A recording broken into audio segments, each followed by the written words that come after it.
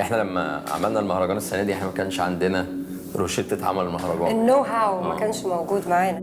حصل مشاكل كتير في الحياه اكيد في السنه، ما هو الناس مش بتعرف غير الحاجات الحلوه.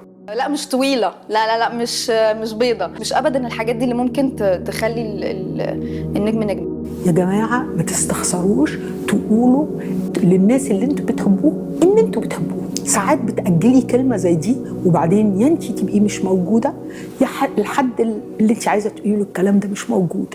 فالكلمه دي بتحسس الواحد ان هو مش ندمان. عملنا اوت شوت ما كانش حلو خالص. الوقعات فرص احلى بكتير من النجاحات.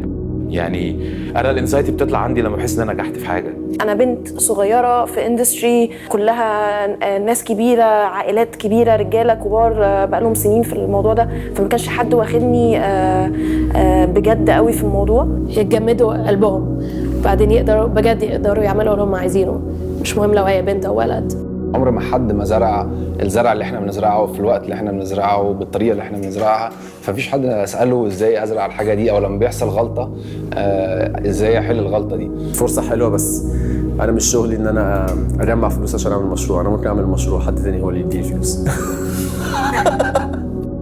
أسوأ لحظة بتمر علينا لما بيبقى في حالة محتاجة مساعدة وما بنقدرش نساعدها.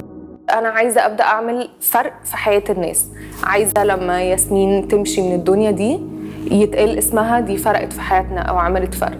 كنا حاسين ان احنا ما كناش هنكسر الرقم، عشان كان بقالنا حوالي شهر بنشتغل كل يوم عشان نرفع الوعي لاطفال التوحد. انا فاكره في مره كده كنت متضايقه قوي، كنت في الميه وبعدين لقيت نفسي بدل ما اخرج بره دخلت جوه اكتر.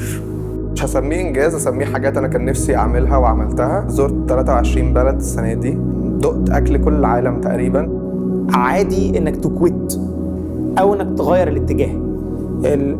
لما تمشي في حاجه وتلاقي الحاجه مش ماشيه، مش عيب انك تغير الاتجاه او انك انت تتراجع عنها تماما.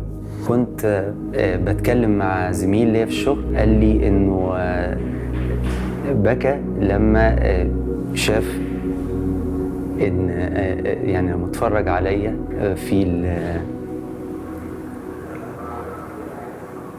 لما اتفرج على احد الانترفيوز، ولانه ابنه اوتستيك.